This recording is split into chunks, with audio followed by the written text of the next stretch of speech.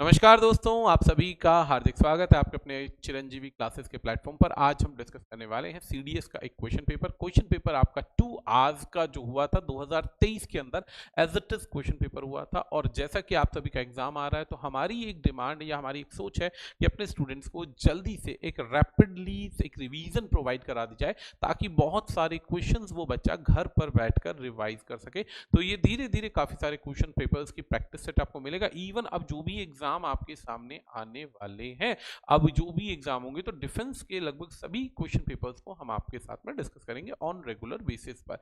जितने भी पेपर हैं चाहे वो कोई भी एग्जाम कवर करने वाला हो। तो आज की हम बात करें तो आज हम स्टार्ट करने वाले हैं, आपका डिफेंस का पेपर है, सीडीएस का है, 2 आवर्स का टाइमिंग है, 2023 का पेपर है। हम बेसिकली के अंदर आपको क्वेश्चंस सिखाएंगे, एक एक क्वेश्चन, और हम डिस्कशन पर आएंगे।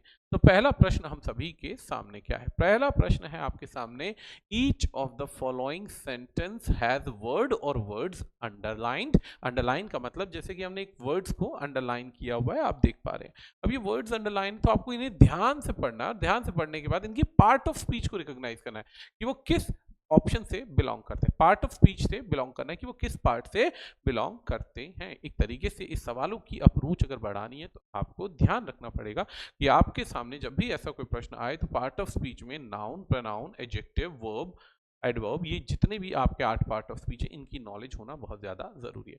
तो पहला प्रश्न है कि आई लाइक दैट बॉय। पहला प्रश्न है आई लाइक दैट बॉय। अब इसमें पूछा गया ये क्या है? नाउन है, पार्टिसिपल है, डेमोन्स्ट्रेटिव प्रोनाउन है या कंजंक्शन है? तो जवाब है नाउन तो हो नहीं सकता, नाउन तो आगे बॉय लिखा हुआ है। बॉय से पहले अगर दैट है तो एक तरीके से इशारा कर रहा है, पॉइंट आउट कर रहा है। पॉइंट आउट कर रहा है तो हमारे पास में 4 वर्ड इसके आते हैं जो डेमोन्स्ट्रेट करते हैं। डेमोन्स्ट्रेट का मतलब होता है प्रदर्शनी करना, चीजों को रिप्रेजेंट करना। रिप्रेजेंट करने की जब बात आएगी तो 4 वर्ड हमारे कॉमन याद रखना, दिस, दैट, दीज, दोज। इसके अंदर और भी वर्ड्स आते हैं, other, another, no other, any other. ये वर्ड हो गए सर्टेन और असर्टेन। ये हमारे पास 9 शब्द होते हैं डेमोन्स्ट्रेटिव एडजेक्टिव के। तो डेमोन्स्ट्रेटिव एडजेक्टिव की बात करें, यहाँ पे ऑप्शन ही नहीं है भाई। यहाँ पे जब ऑप्शन नहीं है तो कायदे से ये डेमोन्स्ट्रेट कर रहा है। ये क्या कर रहा है? ये डेमोन्स्ट्रेट कर रहा है। डेमोन्स्ट्रेट का मतलब होता है चीजों को एक्सप्लेन करना, डेमोन्स्ट्रेट करना, चीजों को दर्शाना। कायदे से वैसे ये एडजेक्टिव है, सर्वनाम नहीं है, बट ऑप्शन जैसा क्वेश्चन में था हमने उसी के आधार पर पिक किया। क्यों? क्योंकि सर्वनाम संज्ञा को हटा कर आता है, संज्ञा के साथ कभी नहीं आता। ये परिभाषा आपको याद होनी चाहिए। अगला सवाल हमारे पास में क्या है? Without health there is no happiness. There is no happiness without health. अब इस सवाल को करने की 2 अप्रोच है। इस सवाल को करने की 2 अप्रोच है। पहली अप्रोच हमारे पास में बहुत सिंपल है। पहली अप्रोच क्या है दोस्तों? पहली अप्रोच हमारे पास में ये है कि जब भी आपके पास में कुछ भी इस तरीके का कोई वर्ड आता है, आप उसके सफिक्सेस को पकड़ लीजिए। हैप्पी एक एडजेक्टिव है, हैप्पी एक एडजेक्टिव है, साथ में हमने जोड़ दिया N E double S. N E double S जुड़ते ही ये बन जाता है संज्ञा। ये बन जाता है संज्ञा, यानी जिन शब्दों का अंत एन ई डबल एस पर हो, जिन शब्दों का अंत एन ई डबल एस पर हो, आपके पास में शिप लिखा आ जाए उन वर्ड्स के सफिक्सेस में एंड में, या फिर हमारे पास में कोई भी हुड जैसा वर्ड आ जाए, या एम ई एन टी आ जाए, या फिर लॉजी लिखा आ जाए, लॉजी की जगह क्रेसी लिखा आ जाए, ऐसे शब्द जो हैं ये सभी के सभी केवल और केवल संज्ञा की बात करते हैं। तो ऐसी अवस्था में हमारे पास में केवल एक ही ऑप्शन है एंड दैट इज नाउन। केवल ये और केवल क्या है? ये एक संज्ञा है। ठीक है, याद रखना हैप्पी एक विशेषण है। विशेषणों के साथ में जब हम सफिक्स लगाते हैं तो संज्ञा का उत्थान होता है। तो ये हमारे पास में पहला प्रश्न हो गया जी।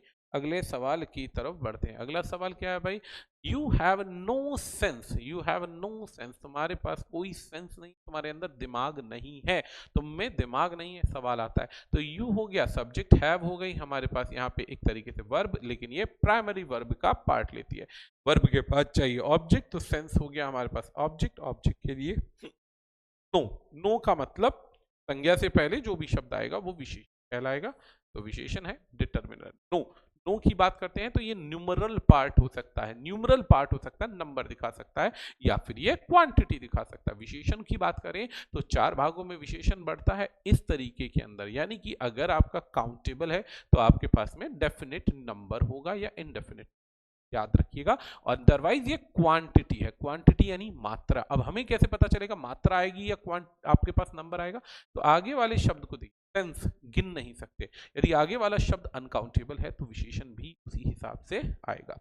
तो ये बन गया डिटरमिनर। अगला सवाल देखते हैं भाई, none of these car is in use, इनमें से कोई भी कार इस्तेमाल में नहीं है। None of these car is in use, यहां पर आ गया नन।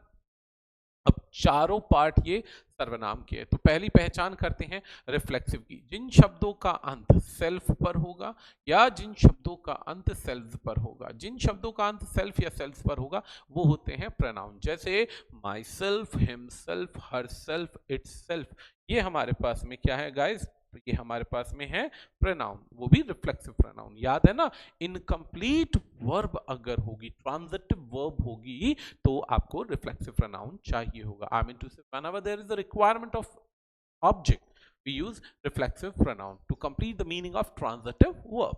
ठीक है, अब आता है अगला पॉइंट डेमोन्स्ट्रेटिव प्रोनाउन। अभी हमने बताया दिस, दैट, दीज, दोस।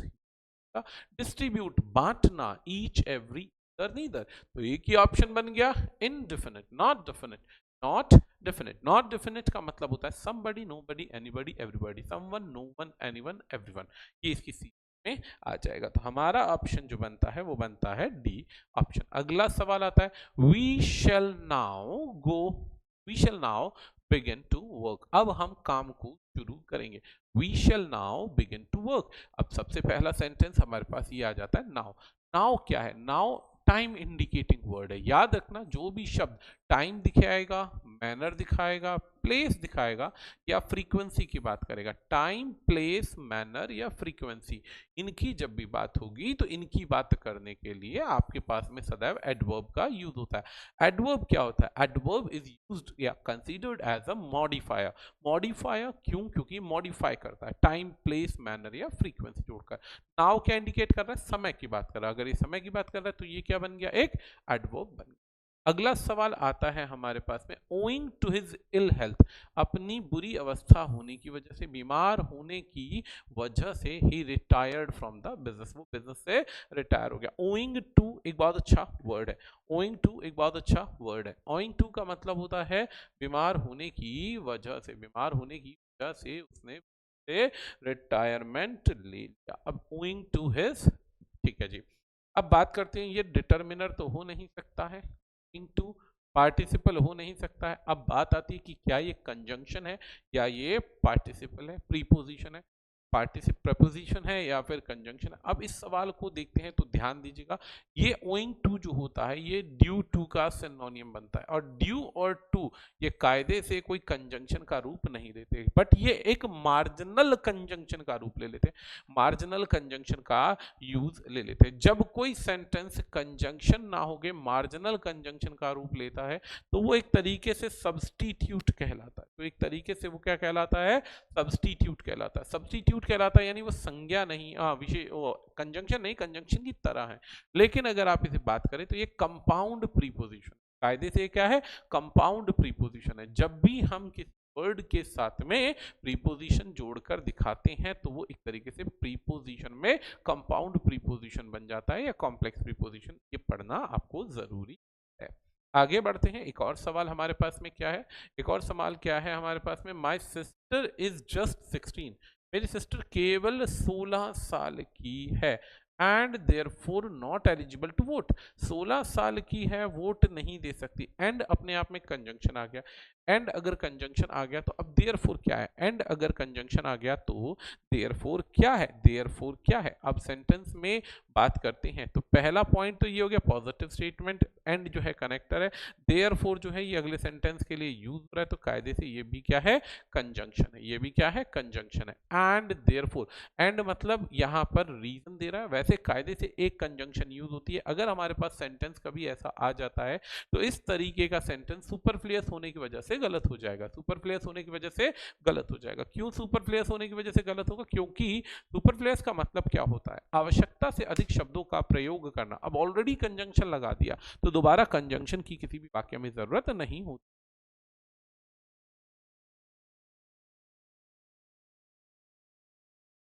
आगे बढ़ते हैं अगले सवाल की तरफ। नेक्स्ट क्वेश्चन हमारे पास में क्या है, नेक्स्ट क्वेश्चन क्या है, they try to find fault with us. वैसे they try to find fault with us, उन्होंने प्रयास किया गलती ढूंढ अब ये यहाँ पे टू का प्रयोग पूछा जा रहा है, कायदे से ये टू क्या है, कायदे से ये टू क्या है। अब यहां पर इस सेंटेंस को ढूंढना बहुत आसान है। अब सबसे पहली बात क्या आ रही है, ट्राइड एक वर्ब है, वर्ब के बाद में to plus V one use हो रहा है, तो ये टू प्लस वी वन कोई पोजीशन तो दिखा नहीं रहा है, तो ये कोई पोजीशन तो दिखा नहीं रहा है। अब ये पोजीशन नहीं दिखा रहा है तो कायदे से ये क्या है, टू प्लस वी वन है। अब टू प्लस वी वन में पार्टिसिपल की बात करते हैं तो ये थर्ड फॉर्म होगी तो पार्टिसिपल होगा, आईएनजी होगा तो पार्टिसिपल होगा, और हैविंग प्लस थर्ड फॉर्म होगी तो भी पार्टिसिपल होगा। तो एक बात तो यहाँ हो गई, वर्ब ये है नहीं, जेरेंड कहते हैं आईएनजी फॉर्म को, तो ये भी गलत हो गया। तो कायदे से ये क्या है, इन्फिनिटिव, टू प्लस वी क्या है, इन्फिनिटिव है। क्लियर है बात।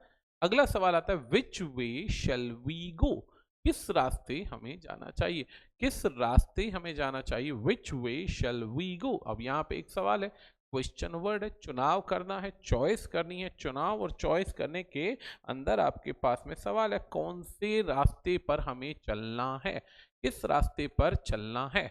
अब सवाल को देखते हैं। पहली बात, क्या ये दो वाक्यों को जोड़ रहा है, is it connected two sentences, नहीं, नहीं, तो ये कंजंक्शन नहीं हो सकता, ये कंजंक्शन नहीं है। अच्छा, यहाँ पे आईएनजी फॉर्म होता तो हम जेरेंड कहते, नहीं है, नाम है नहीं, और इंटेरोगेटिव नाउन नाम का कोई शब्द नहीं होता है, तो ऐसी अवस्था में ये नाउन भी नहीं है, तो केवल एक पार्ट सही है और वो क्या है, ये विशेषण है। याद रखना, इंटेरोगेटिव क्वेश्चन में एडजेक्टिव भी। अल्लाह ही इज डेड, दुख की बात है, दुख की बात है, वह मर गया। ये कायदे से बहुत सारे वर्ड्स होते हैं विस्मयादि बोधक दिखाते हैं। विस्मयादि बोधक का मतलब होता है इंटरजेक्शन। इंटरजेक्शन का मतलब क्या होता है, ये एक तरीके की स्ट्रॉन्ग फीलिंग वाले वर्ड होते हैं, इमोशन वाले वर्ड होते हैं। ये वो स्ट्रॉन्ग फीलिंग या इमोशन वाले वर्ड होते हैं जिनके अंदर हम ये बात करते हैं कि ऐसा हो गया, वैसा हो गया, दुख की बात। अल्लाह, हुर्रे, वाओ, ओह, आहा, ये सारे वर्ड्स क्या हैं, ये हमारे इंटरजेक्शन का पार्ट है। तो अगले पार्ट में बढ़ते हैं। तो अभी तक दोस्तों आप सभी ने पढ़े हैं, कौन से वर्ड्स पढ़े हैं अभी तक मेरे दोस्तों, आपने मेरे साथ पढ़े हैं सारे के सारे पार्ट ऑफ स्पीच को पहचानने वाले।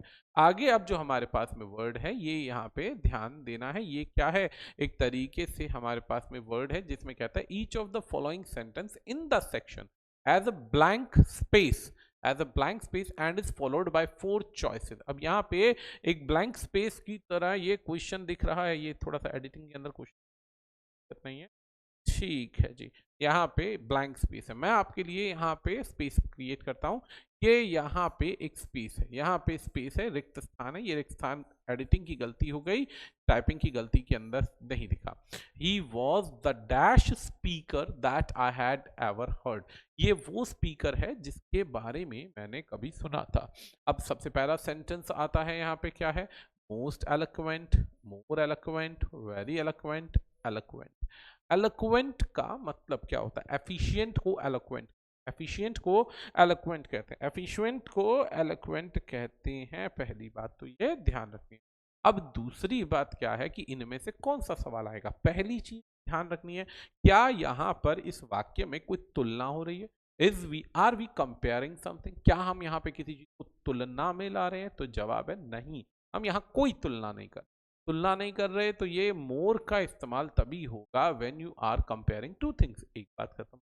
दूसरी बात, जब आपके पास में स्पीकर के बारे में एडिशनल इन्फो गिवन है, अतिरिक्त जानकारी गिवन है, जिससे इस संज्ञा को निश्चित बनाया जा सकता है, जिससे इस संज्ञा को निश्चित बनाया जा सकता है, तो दा का प्रयोग होना, the use of the is mandatory, और इसमें दा नहीं है और इसमें दा भी नहीं है। तो अब आ जाएगा केवल एक word, the most eloquent speaker that I have ever heard, एक जबरदस्त एफिशिएंट स्पीकर जो मैंने कभी।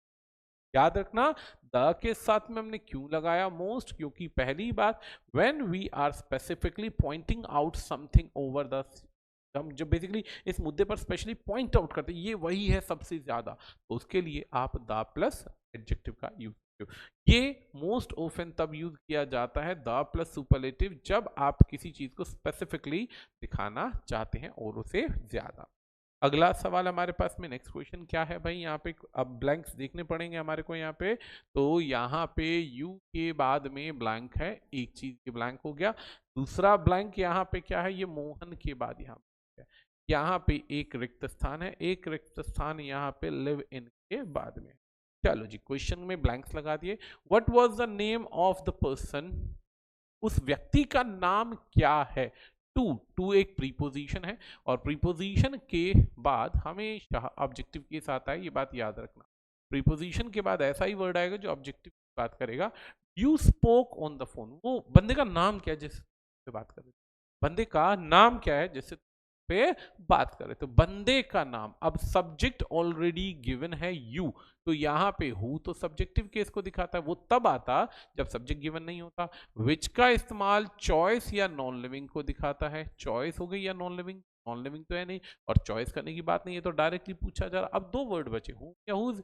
हुज जो है पोजीशन दिखाता है, अधिकार दिखाता है। पोजीशन का मतलब होता है दो चीजों के बीच में रिलेट करना, तो ये भी गलत हो जाएगा। तो केवल एक ही शब्द आएगा, to whom you spoke, to whom you spoke, जिससे तुमने बात करी थी, जिससे तुमने बात करी थी। तो यहाँ पे आंसर हमारे पास में बहुत साधारण तरीके से बन जाएगा। ठीक है, अगला सवाल क्या है, हैव यू सीन डैश। अब सबसे पहली बात आती है लेट, लास्टली, लेट और यस्टरडे। अब सबसे पहली चीज क्या है, यहाँ पे यस्टरडे तो आ नहीं सकता क्योंकि हैज, हैव प्रेजेंट टेंस की में आते हैं और यस्टरडे पास्ट टेंस के अंदर आता है, तो ये तो हो नहीं सकता। लेटली का मतलब होता है हाल फिलहाल में, हाल फिलहाल में। लेटली का अर्थ होता है रिसेंटली, रिसेंटली होता है लेटली। अभी हाल फिलहाल में क्या तुमने देखा है, तो that is the right word. Late होता है बिहाइंड टाइम, ये हो नहीं सकता। लेट होता है बिहाइंड टाइम, कि समय के पीछे चलना, तो बिहाइंड टाइम पॉसिबल ही नहीं है दोस्तों। कैसे पॉसिबल होगा, just because we are talking about any time, we are talking any time. दूसरी बात, जब भी किसी सेंटेंस में प्रेजेंट परफेक्ट टेंस का यूज किया जाए, हैज, हैव, हैड का यूज किया जाए, तो लेटली, रिसेंटली, जस्ट, इसके बाद में सिंस, फोर, स्टिल, येट, ऐसे वर्ड्स का अगर इस्तेमाल होता है तो याद रखना परफेक्ट टेंस में ही वो वर्ड्स जाएंगे। तो ये एक सिंपल सा पार्ट हो जाएगा। We live in dash an old house, ठीक है, हम रहते हैं एक पुराने घर के अंदर। बहुत अच्छा क्वेश्चन है, क्वेश्चन नंबर 14, बहुत अच्छा क्वेश्चन। अब हम बात करते हैं रादर। रादर एक नेगेटिव टोन को दिखाता है, तो की जरूरत नहीं है, हम तो एक सिंपल से स्टेटमेंट। अब ओल्ड हाउस में पॉजिटिव टोन भी नहीं, सिंपल होता है जितनी आवश्यकता है उतना, फेयरली मतलब जितना रिक्वायर्ड है उतना, only that much which required. तो ओल्ड हाउस के लिए रिक्वायर्ड वर्ड की आवश्यकता नहीं है। प्रेटी बहुत सुंदर के लिए आ सकता है, तो क्वाइट होता है एक बड़े पुराने घर में, संपूर्ण, पूरी तरह से, पूरी तरह से। क्वाइट होता है संपूर्ण। क्वाइट के वैसे बहुत सारे अर्थ होते हैं, ये बात याद रखिएगा, क्वाइट के बहुत सारे मीनिंग बनते हैं। आगे चलते हैं अगले सवाल की। अगला सवाल हमारे पास में क्या है, फिर से हमें ब्लैंक लगाने पड़ेंगे, क्वेश्चन एक बार देखना पड़ेगा। ठीक है भाई, 15, 16, 17 का टाइमिंग है। अच्छा जी, अनलेस के बाद यहाँ पे एक ब्लैंक है, पहला क्वेश्चन जब तक आप रीड कर सकते हैं। 16 में द के बाद यहाँ ब्लैंक है, टाइपिंग मिस्टेक है बच्चा जी, हम ऑलरेडी बता चुके हैं। 17 की बात करते हैं तो डेट, डेट यानी कर्ज के लिए यहाँ पे एक ब्लैंक है। जल्दी से देखते हैं। I am playing tennis tomorrow. I am playing tennis tomorrow, I am playing, मैं टेनिस खेल रहा हूँ कल, मैं टेनिस खेल रहा हूँ कल, ये निश्चित है, श्योर है, मैं टेनिस खेल रहा हूँ। अनलेस, अनलेस अगर बरसात नहीं हो तो, अनलेस अगर बरसात नहीं, बहुत आसान प्रश्न है, सेकेंडों के हिसाब से हम इस प्रश्न को उड़ा सकते हैं। तो पहली चीज क्या है, अनलेस की बात करते हैं। अनलेस एक नेगेटिव वर्ड है, नेगेटिव वर्ड के साथ में कभी भी नॉट का प्रयोग नहीं होता है। कहता है कि मैं खेल रहा हूं अगर, अगर, अच्छा यहाँ पे ये प्रेजेंट टेंस है तो आगे कभी भी सिचुएशन पास्ट की नहीं है। अगर रिजल्ट प्रेजेंट में है then obviously situation should in the present tense, always follow this thing. It may rain, अगर बरसात होगी, अगर बरसात नहीं होती, तो अनलेस के बाद मे की आवश्यकता नहीं है क्योंकि ऑलरेडी बंदा कहता है अगर बरसात नहीं होती है तो हम खेलेंगे। तो ये सिचुएशन अगर होती है तो हम नहीं खेलेंगे, तो इसका एक सिंपल सा रूल है। ये एक तरीके से ऐसी सिचुएशन है जिसके अंदर हम अपने फिक्स्ड गोल को या फ्यूचर एक्शन के फिक्स्ड पार्ट को दिखाते हैं। फ्यूचर एक्शन के फिक्स्ड पार्ट को आपने देखा होगा, अगर बरसात होती है तो हम बाहर नहीं जाएंगे, अगर होती है तो बाहर नहीं जाएंगे, बात ध्यान रखना। अगला सवाल है, the dash of the car is unknown. The makeup, made up, make या मेकिंग, इस गाड़ी को किसने कब बनाया था ये हमें नहीं पता। इस गाड़ी को किसने कब बनाया था हमें नहीं पता। तो अब कायदे से एक बात की जाती है कि इस गाड़ी की मैन्युफैक्चरिंग डेट क्या है। मैन्युफैक्चरिंग डेट को जब आप बात करते हैं तो उसे हम मेक बोलते हैं, the make of this car, making नहीं, the make of this car, makeup नहीं, मेडअप नहीं, मेडअप नहीं, मेकअप नहीं, the make of this car manufacturing कहते हैं इसको, मैन्युफैक्चरिंग। मैन्युफैक्चरिंग का मतलब होता है कि इस गाड़ी को कब बनाया था, तो मेकअप नहीं, make of this car is not या अननोन। आप जब अभी अगर आपके घर में कोई भी गाड़ी हो, अगर आपके घर में कोई भी गाड़ी होगी तो आप नोटिस करेंगे कि उसको जब ओपन करेंगे तो उसकी डिटेल में मेकअप लिखा होगा कि इसे कब बनाया गया है। अगला सवाल है, ही पेड हिज डेट। पहली बात इसे डेट पढ़ते हैं, डेट का मतलब होता है कर्जा, टू द लास्ट पेनी। उसका जितना भी कर्ज था उसने सारा उतार दिया, उसका जितना भी कर्ज था उसने सारा उतार दिया। अब अगर उसका कर्ज 2 रुपए का था तो उसने 2 उतार दिए, अगर उसका कर्ज 100 रुपए का था गाइस तो उसने 100 रुपए उतार दिए। कर्ज जितना था उसने सारा उतार दिया, कर्ज उतार दिया। भाई जल्दी से देखते हैं नेक्स्ट क्वेश्चन क्या बनेगा। तो डेट, अब पे के बाद में ओवर नहीं हो सकता, पे डाउन, पेड डाउन मतलब उतार देना, पेड डाउन का मतलब होता है कर्ज उतारना, कर्ज उतारना, कर्ज उतारना। ये एक क्या है, फिक्स प्रीपोजिशन है। फिक्स प्रीपोजिशन कह लो या फ्रेजल वर्ब कह लो। फ्रेजल वर्ब क्या होती है, जब भी वर्ब के साथ में किसी भी प्रकार से आप प्रीपोजिशन को ऐड करते हैं, वर्ब के साथ में प्रीपोजिशन को ऐड करते हैं तो वो एक फ्रेजल वर्ब का ले लेती है, वो फ्रेजल वर्ब का रूप ले लेती है। ये बात याद रखना। इजी क्वेश्चन है हमारे पास में। अगले प्रश्न की बात करते हैं। ओके, क्वेश्चन नंबर 18 के अंदर ब्लैंक लगा लेते हैं। डेवलपिंग के बाद ब्लैंक है, पहली बात यहाँ पे है। इस सेंटेंस में यहाँ पे ब्लैंक है, ये स्टार्टिंग में आ जाएगा, और एक ब्लैंक है दा के बाद। ठीक है जी, क्वेश्चन देखते हैं। सबसे पहले, developing dash in a diverse country, in a diverse country requires detail planning. अब किसी भी देश के अंदर जो देश विकासशील है, विकासशील देश है, उसमें डेवलप करना ऑब्वियसली क्या है, प्लानिंग की आवश्यकता है। आप किसी भी देश में, भारत जैसे देश के अंदर आप चाहें कि बिना किसी प्रिपरेशन के, बिना किसी प्रिपरेशन के आप तैयारी कर, बिना किसी तैयारी के आप कोई भी काम कर सकते हैं, तो ये संभव नहीं है। It is next to impossible. तो क्वेश्चन आपके सामने है, मैं एक बार हटता हूं, क्वेश्चन सामने देखिए और आंसर देने की। तो अब जब हमने डेवलपिंग लगा दिया तो ग्रोथ लगाने की जरूरत नहीं है। डेवलपिंग एक पॉजिटिव टोन की बात कर रहा है तो सरकासिटी की जरूरत नहीं है। पॉवर्टी की बात नहीं कर रहा कि भाई प्लानिंग चाहिए देश को उठाने के लिए, तो ये दो तो नेगेटिव टोन की वजह से नहीं आएंगे। और डेवलपिंग लगा दिया तो ग्रोथ लगाने की जरूरत नहीं है। तो डेवलप करना है अगर इंफ्रास्ट्रक्चर किसी देश में, डेवलप करना है इंफ्रास्ट्रक्चर किसी देश में, तो सबसे बड़ी आवश्यकता है, सबसे बड़ी आवश्यकता है उस देश के अंदर क्या, इंफ्रास्ट्रक्चर को डेवलप करने के लिए प्लान्ड, एक तरीके से प्लानिंग की, डिटेल प्लानिंग की। अगला सवाल है, provision have been made to support agriculture. सुधार किए गए, सुधार किए गए एग्रीकल्चर को सपोर्ट करने के लिए। तो पहला वर्ड है प्रोक्योरमेंट। प्रोक्योरमेंट होता है किसी भी चीज को, नई चीज को अपने अधिकार क्षेत्र में लेना। अब प्रोक्योरमेंट किसको कहते हैं, जैसे आप सभी ने नोटिस किया होगा कि हमारे देश में नए नए हेलीकॉप्टर्स या नए नए बेसिकली जेट्स को प्रोक्योर किया जाता है, अपने एक तरीके से खरीदा जाता है। अच्छा, सब्सिडाइज होता है छूट मिलना। एडिक्वेट कहते हैं पर्याप्त होना। और कैपिटल तो हम सभी जानते हैं, कैपिटल के दो अर्थ होते हैं, एक होता है राजधानी, एक कैपिटल का अर्थ होता है पैसा। कैपिटल या राजधानी। जल्दी से देखिए क्वेश्चन नंबर 19 क्या कहता है। तो अब प्रोविजन किए गए हैं एग्रीकल्चर को सपोर्ट करने के लिए।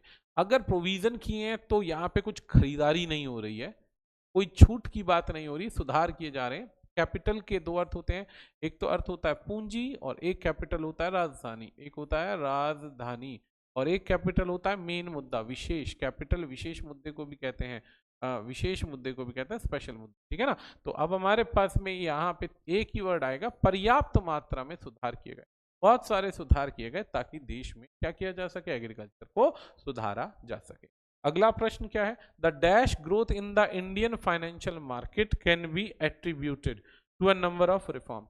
अभी कहता है कि कोई एक ऐसी ग्रोथ देखी गई है भारत के फाइनेंशियल मार्केट में, ये एट्रीब्यूट करती है, जोड़ती है, योगदान देती है बहुत सारे सुधारों को, बहुत सारी चीजों को परिवर्तन करने में सुधार करती है।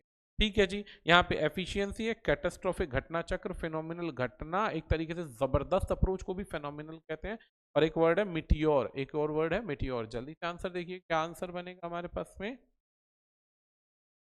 आपने घटना देखी, आपने जबरदस्त ग्रोथ देखी, तो जबरदस्त अप्रोच देखी, बहुत जबरदस्त, तो पहली बात कैटास्ट्रोफे नहीं होगा, एफिशिएंसी नहीं हो सकता, या ग्रोथ की बात हो रही, ऐसी ग्रोथ जो परिवर्तन लिया है, एक तरीके से आंदोलन लिया है, मिटियोर हो नहीं सकता, तो एक ही शब्द आएगा फेनोमिनल, केवल एक ही शब्द आएगा एंड दैट इज फेनोमिनल। अगला सवाल क्या है हमारे पास में, देखते हैं भाई। रीअरेंजमेंट के क्वेश्चंस हैं हमारे पास में, रीअरेंजमेंट के आप सभी को इन क्वेश्चन एक बार देखना है और इन क्वेश्चन के अंदर दिए गए ऑप्शन करना है। अब आप जब क्वेश्चन करेंगे तो इसकी पीडीएफ आपको आपके टेलीग्राम ग्रुप में पहले ही दूंगा ताकि आंसर्स आपको मिले। दूसरी चीज क्या है कि ऐसे जो क्वेश्चंस हैं इनके लिए दिमाग लगाना पड़ेगा, मैं हर क्वेश्चन के लिए आपको कुछ समय दूंगा, तो जल्दी से देखिए क्या उत्तर बनेगा।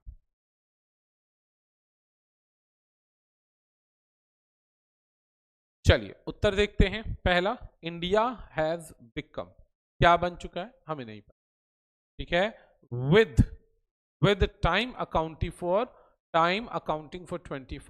25 के बाद कहता है percent of the total, with time accounting for 25% of total available water, the world largest extractor of ground water, ठीक है जी। अब यहाँ पे एक सवाल पढ़ते हैं, हम यहाँ सवाल पढ़ते हैं कि भाई 25% जो पानी है वो भारत में निकाला जाता है, भारत में 25% तक का पानी निकाला जाता है, 25% तक का पानी भारत में निकाला जाता है। तो आंसर देखिए 21 का आंसर, क्वेश्चन नंबर 21 का आंसर क्या बनेगा।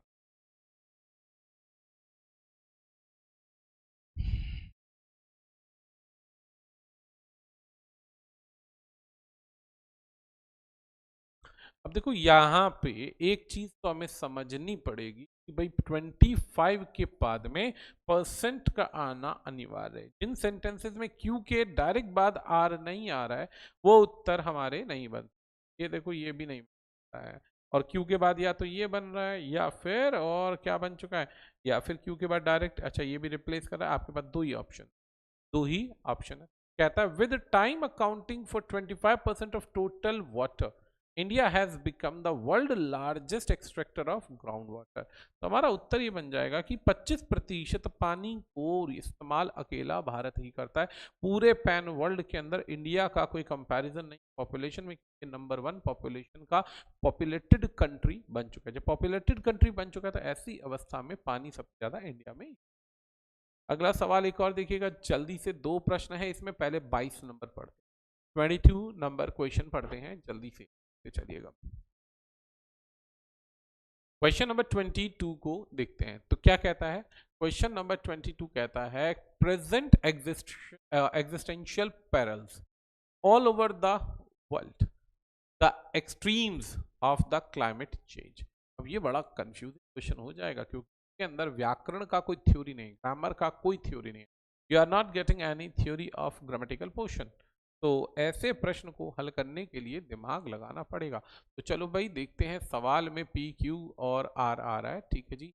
अब चलिए देखते हैं, सबसे पहले पहले क्वेश्चन को ही देखते हैं। तो आर से सेंटेंस की स्टार्टिंग करते हैं। द एक्सट्रीम्स, एक्सट्रीम्स किस चीज के हैं, तो एक्सट्रीम्स को डिफाइन करना है, तो ये एक इनकम्प्लीट वर्ब है, इनकम्प्लीट वर्ब को कंप्लीट करने के लिए एट्रीब्यूट करो या पार्टिटिव का प्रयोग करो, एट्रीब्यूट करो या पार्टिटिव का प्रयोग करो। तो एक्सट्रीम्स ऑफ क्लाइमेट चेंज, चलो जी ठीक है, क्यू आर के बाद एस आ रहा है, हाँ ठीक है जी। Extremes of climate change, present existent parents all over the world. चलो जी ये तो आंसर आसानी से बन जाएगा। एक और सवाल हमारे पास में, नेक्स्ट क्वेश्चन जल्दी से देखिए, question number 23। Question number 23, the company forecast, company ने फॉरकास्ट किया है, क्या फॉरकास्ट किया अभी हमें नहीं, एविएशन मार्केट अमंगेस्ट, अमंगेस्ट यानी और भी लोग होने चाहिए, अभी नहीं, फॉरकास्ट किया है, क्या फॉरकास्ट किया अभी नहीं पता। The G20 countries and that India will be, नहीं पता, फास्टेस्ट ग्रोथ। चलो जी यहाँ पे चार ऑप्शन जोड़े, तो चार ऑप्शन जोड़ने के बाद सही उत्तर अगर आपको पिक करना है तो आंसर के लिए पहले सब्जेक्ट को रिप्रेजेंट करते हैं। अब सब्जेक्ट को रिप्रेजेंट करते हैं तो ये हमारा सब्जेक्ट नहीं हो सकता, ठीक है जी, ओके। एक बात को होल्ड कर दिया, एक बात को होल्ड कर दिया। विल बी के बाद में आपको या तो नाउन चाहिए या वर्ब चाहिए। अब नाउन नहीं हो सकता है, वर्ब तो है नहीं हमारे पास में। नाउन हो सकता है, वर्ब तो है नहीं हमारे पास में। अब इंडिया बन चुका है fastest growing country, will be the fastest growing country. एक बार को हम ये लगा सकते हैं कि आर के बाद में एस लगा सकते हैं, लेकिन एस के बाद में सेंटेंस का आगे भी तो पेयर बनना चाहिए, आगे भी तो पेयर बनना चाहिए। तो जल्दी से देखते हैं 23rd क्वेश्चन का आंसर। चलो भाई देखते हैं इसको, इस तरीके से शुरू करते हैं। कंपनी ने फोरकास्ट, किसी कंपनी ने रिप्रेजेंट किया, किसी कंपनी ने रिप्रेजेंट किया, क्या रिप्रेजेंट किया है कि रिप्रेजेंट किया है, फोरकास्ट किया है the fastest growing aviation market amongst, उनके साथ कौन कौन है, G20 कंट्रीज। अच्छा जी, ये बन ही नहीं रहा है, तो ये तो काट दिया, ये तो काट दिया। चलो जी, अब बढ़ते हैं आगे की तरफ, एक और सवाल देखते हैं, बाकी ऑप्शन क्या कहता है इसको भी देख लेते हैं एक बार। The G20 countries that G20 countries what, ये सेंटेंस ही अधूरा है, ये सेंस ही नहीं। फिर से आगे देखते हैं, the fastest growing the company, ये है। और क्यू से अगर सेंटेंस स्टार्ट करते हैं तो aviation market amongst the G20 countries that India will be the fastest growing what.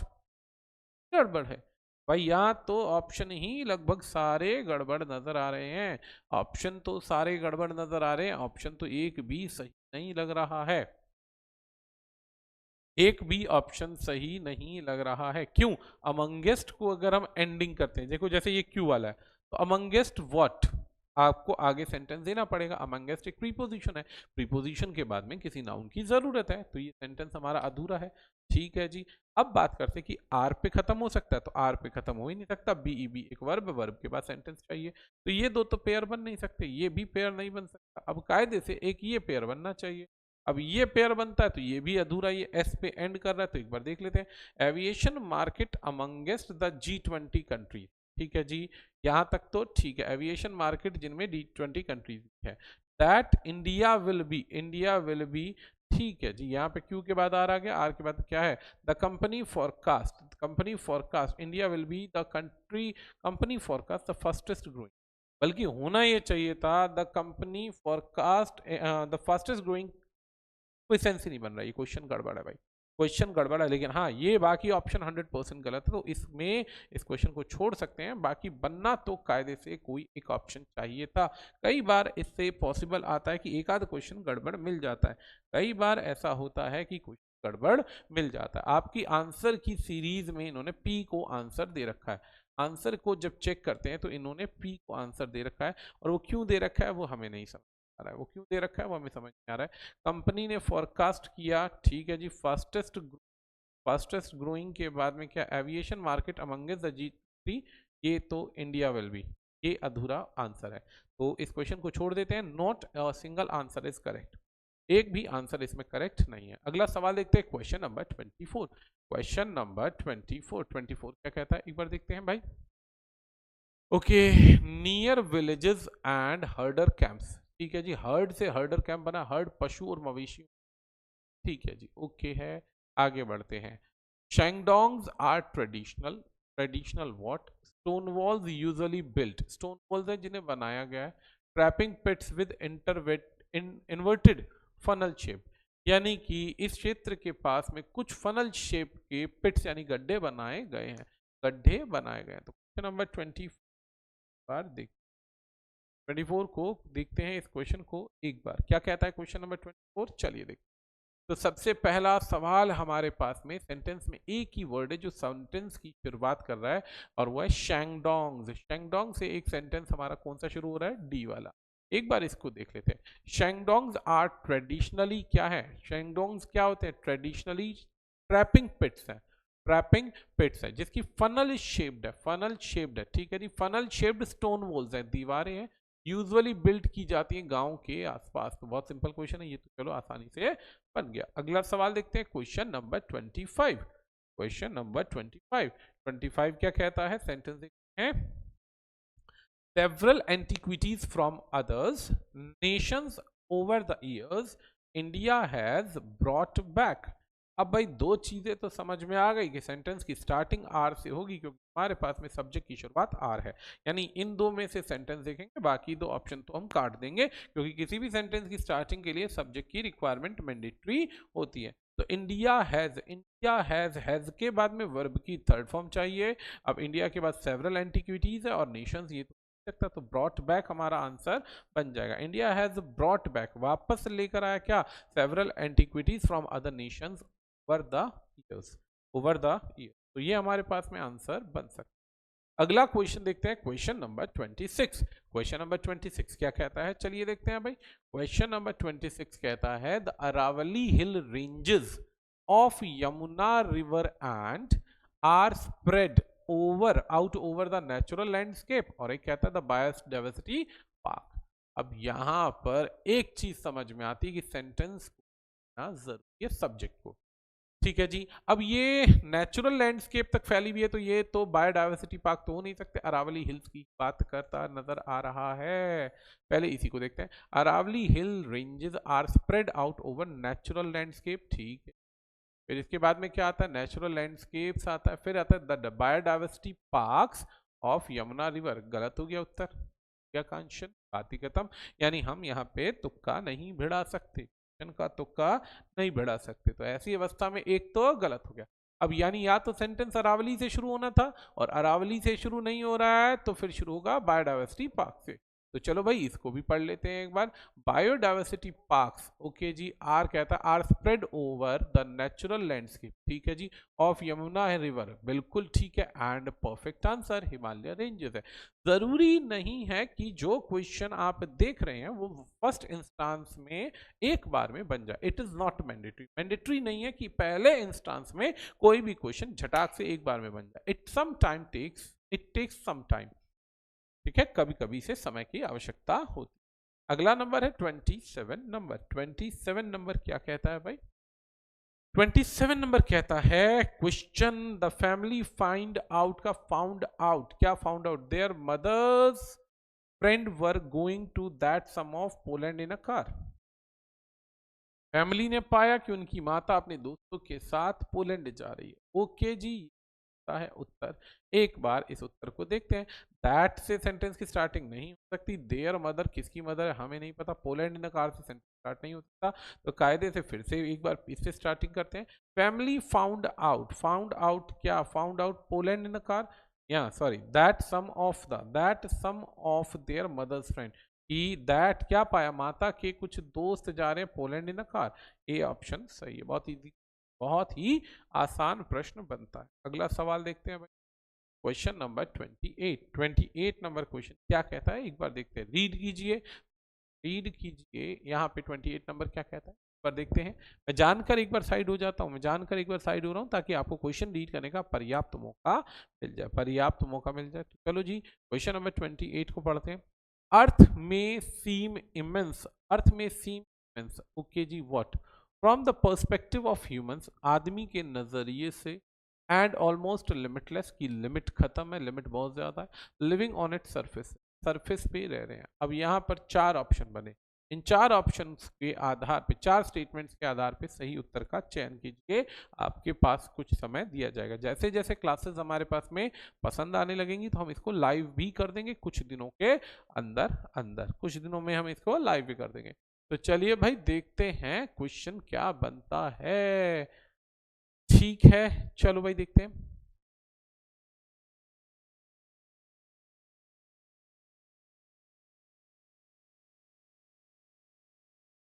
एक ही क्वेश्चन बन रहा है, कायदे से इस सेंटेंस में एग्जैक्टली कोई सब्जेक्ट नहीं है, तो इस सेंटेंस की स्टार्टिंग हम इससे कर सकते हैं। पर्सपेक्टिव से देखा जाए इंसानों के, तो ह्यूमन लिविंग्स आ सकता है, ह्यूमन बीइंग्स आ सकता है, और पर्सपेक्टिव किसके, ऑन इट्स सरफेस, किस चीज के सरफेस पे अभी पता चलेगा, ऑन इट्स सरफेस से देखें तो फिर कहता है अर्थ में सीम इमेंस, अर्थ में क्या है, इमेंस है, ऑलमोस्ट लिमिटलेस है, अर्थ क्या है, इमेंस है और लिमिटलेस है, ऑलमोस्ट लिमिटलेस है, ठीक है जी। यहां पर एक पार्ट बन जाता है कि अर्थ क्या है, लिमिटलेस है, पॉइंट क्लियर है। अगला सवाल आता है नेक्स्ट क्वेश्चन की तरफ, आता है 29 नंबर। 29 नंबर क्या है भाई, इस क्वेश्चन को एक बार स्टडी कीजिए, वीडियो को पॉज करके इसको पढ़ सकते हैं, सॉल्व कर सकते हैं। और हम बढ़ते हैं 29 क्वेश्चन नंबर पे। 29 नंबर क्वेश्चन देखते हैं तो क्या कहता है भाई, देखते हैं चलिए। In terms of trading volumes की टर्म में, ट्रेडिंग व्यापार कहते हैं, हैव ग्रोन सब्सटेंशियली, बहुत तेजी से ग्रो होता है। Market capitalisation and turnover, market के अंदर पूंजी तरीके से बहुत ज्यादा कैपिटलाइज्ड हो चुकी है और टर्नओवर बढ़ चुका है और फिर से बढ़ता है इंडियन फाइनेंशियल मार्केट। चलो जी, एक बात तो समझ में आ गई कि यहाँ ट्रेडिंग की बात हो रही है, यहाँ ग्रोन हो रहा है, पूंजीवाद बढ़ रहा है, तो ये बात हमारे पास केवल और केवल किसकी बात कर रहा है, फाइनेंशियल मार्केट की। तो पहला स्टेटमेंट आ जाता है एस वाला, एस वाला, एस एस एस, ये आंसर एक बार पढ़ते हैं। तो पढ़ते हैं, याद रखना, इंडियन फाइनेंशियल मार्केट की बात हो रही, मार्केट के बाद हैव ग्रोन सब्सटेंशियली, एकदम से बढ़ चुकी है।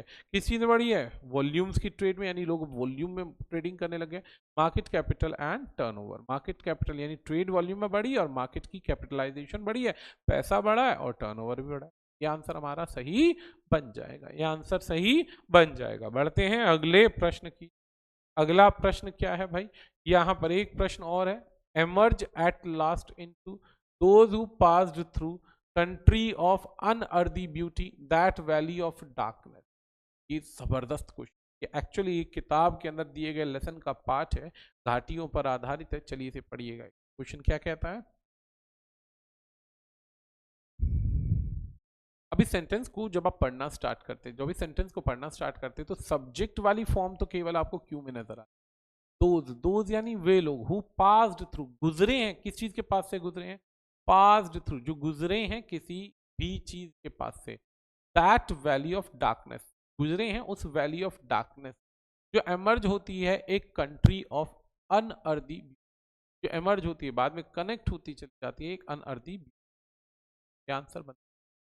अगला सवाल है, have an axe to grind, अपना उल्लू सीधा करना। एक्स कहते हैं कुल्हाड़ी को, कुल्हाड़ी को, एन एक्स टू ग्रिन यानी अपना उल्लू सीधा करना। एक्स टू ग्रिन, ग्रिन यानी अपनी कुल्हाड़ी पे बस धार लगानी है, बात खत्म। दूसरा क्या चाहता है हमें नहीं पता, तो अपना उल्लू सीधा करना, टू फुलफिल या बेसिकली अपने इसेंशियल थिंग्स को पूरा करना। इस क्वेश्चन को एक बार जल्दी से देखिएगा, इस क्वेश्चन को जल्दी से देखिएगा। अपना उल्लू सीधा करना, अपना उल्लू सीधा करने को कहते हैं सेल्फिश एम है और मोटिव।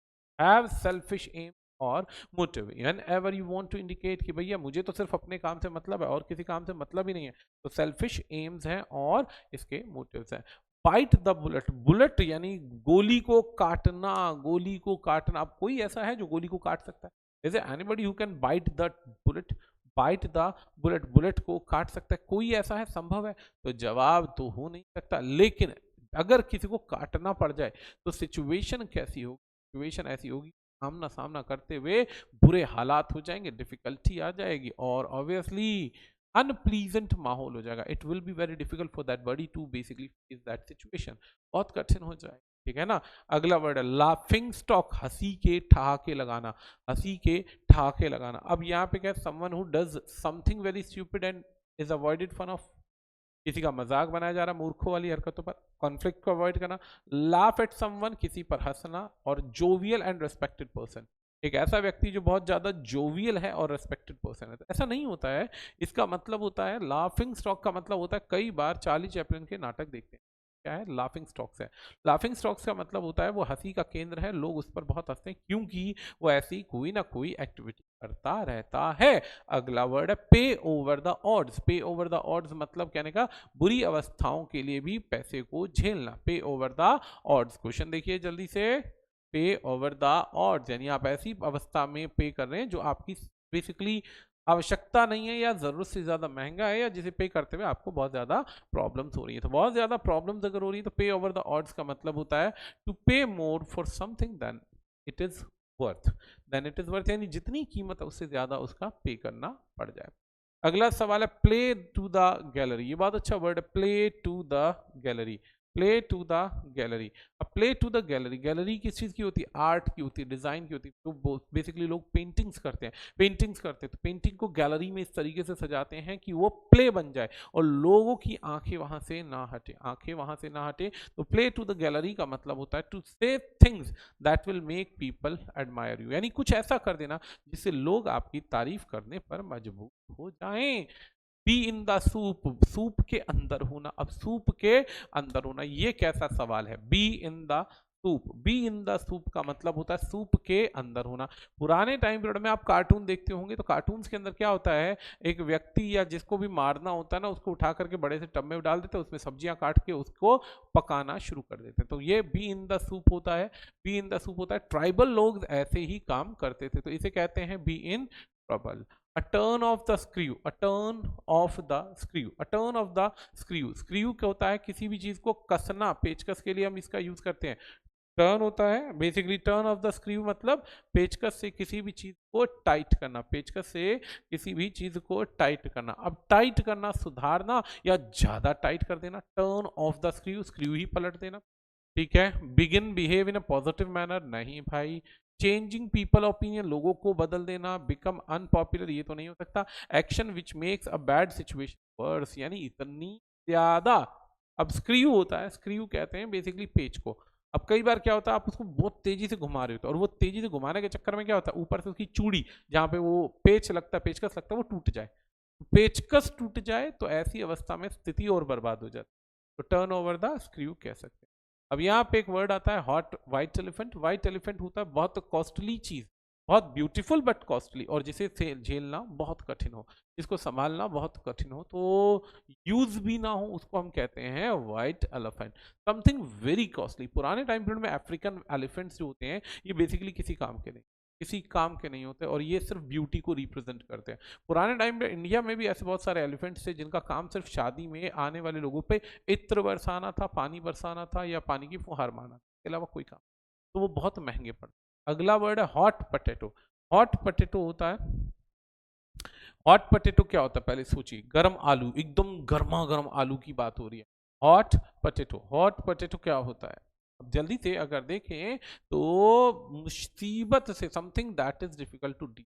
जैसे कि कई बार क्या होता है, आलू गर्म होता है, हमें छीलना होता है पराठे बनाने के लिए, सब्जी बनाने के लिए, एकदम निकालो तो उसे डील करना बड़ा कठिन है। तो ऐसी सिचुएशन जिसे हम कहते हैं कि बहुत गर्म है और उसे डील करना असंभव है, ठीक है, तो उसे हम हॉट पोटैटो कहते हैं। This one is the last question. Apples and oranges, दो बिल्कुल विपरीत चीज हैं, दो फल हैं, फल होने के बाद भी विपरीत है। तो एप्पल एंड ऑरेंजेस होते हैं, दोनों ही डिफरेंट हैं और इन्हें कंपेयर किया ही नहीं जा सकता, तो सी ऑप्शन हमारा बन जाएगा। तो आज की क्लास के लिए हम ये 40 क्वेश्चन तक की क्लास रखेंगे। नेक्स्ट क्लास में ऑब्वियसली हम इससे आगे के क्वेश्चन करेंगे, और अब ये कोशिश की जाएगी कि रेगुलर ऐसे क्वेश्चन को करवाया जाए। अगर आप हमारे चैनल पर नए हैं तो इस चैनल को लाइक कीजिए, इफ पॉसिबल वीडियो को शेयर कीजिए, और चैनल को सब्सक्राइब कीजिए। वीडियो को लाइक करना है, चैनल को सब्सक्राइब करना है, और ऐसे ढेर सारी वीडियोस आपको मिलती जाएंगी। टेलीग्राम चैनल का आपको लिंक बायो में मिल जाएगा। आज के लिए इतना ही, धन्यवाद, मिलते हैं नेक्स्ट क्लास, बाय बाय।